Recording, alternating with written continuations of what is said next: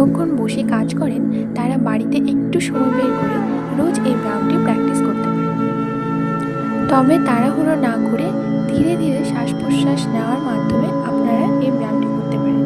এই ব্যায়ামটিকে cat cow pose বা মার্জানাসনও বলা হয়ে থাকে। এই ব্যায়ামটির মাধ্যমে আপনাদের যাদের কোমরে বা ঘাড়ের ব্যথা রয়েছে তারা অনেকটাই আরাম পেতে পারেন। তবে যদি কারো কোমরে বা হাঁটুতে